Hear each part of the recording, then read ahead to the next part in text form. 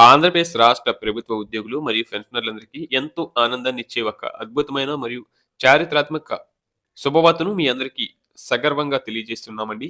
సాధారణంగా ప్రభుత్వం కొత్త వేతన సవరణ అమలు చేసే ముందు మధ్యంతర భృతి ఇస్తూ ఉంటుంది.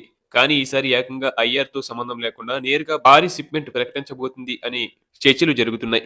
ఒకవేళ ఇది కనుక అమలైతే ఇది రాష్ట్ర చరిత్రలోని ఒక మైలురాయి లాంటి నిర్ణయం. దీనివల్ల వేలాది మంది ఉద్యోగులు, ఉపాధ్యాయులు మరియు లక్షలాది మంది పెన్షనర్ల జీవితాల్లో కొత్త వెలుగులు నిండనున్నాయి. ప్రభుత్వం తీసుకోబోతున్న ఈ భారీ నిర్ణయం వెనుక ఉన్న ప్రతి అంశాన్ని లోతుగా విశ్లేషిస్తే అసలు ఐఆర్ ఎందుకు ఇవ్వలేదు మరియు నేరుగా షిప్మెంట్ ఇవ్వడం వల్ల వచ్చే లాభం ఏంటో క్షుణ్ణంగా అర్థం చేసుకోవాలి. సాధారణంగా ఐఆర్ అనేది ఒక తాత్కాలిక ఊరట మాత్రమే. అది మూల వేతనంలో కలవదు. కానీ నేరుగా భారీ షిప్మెంట్ ప్రకటించడం వల్ల అది నేరుగా బేసిక్ పేలో కలిసిపోతుంది.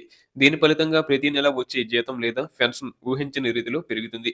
ఈ నిర్ణయం వల్ల ఉద్యోగులకు కేవలం నెలకు వచ్చే ఆదాయమే కాకుండా భవిష్యత్తులో వచ్చే రిటైర్మెంట్ బెనిఫిట్స్ కూడా భారీగా పెరిగే అవకాశం ఉంది. ఇది ఉద్యోగుల ఆర్థిక భవిష్యత్తుకు పెద్ద భరోసా ఇస్తుంది.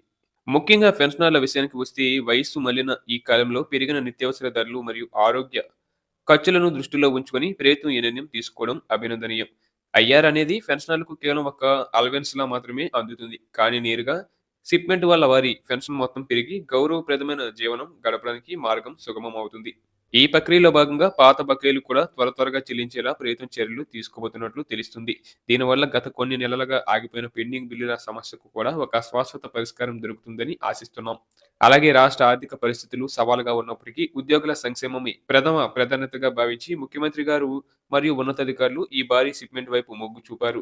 ఇది ఉద్యోగ సంఘాల పోరాటానికి మరియు ప్రభుత్వం మధ్య ఉన్న సానుకూల చర్చలకు లభించిన గొప్ప విజయమని చెప్పాలి. ప్రభుత్వం ప్రకటించబోయే ఈ షిప్మెంట్ శాతం మార్కెట్ అంచనాల కంటే ఎక్కువగా ఉండబోతుంది అనే అంచనాలు ఉద్యోగ వర్గాల్లో హర్షాతిరేకలు వ్యక్తమవుతున్నాయి.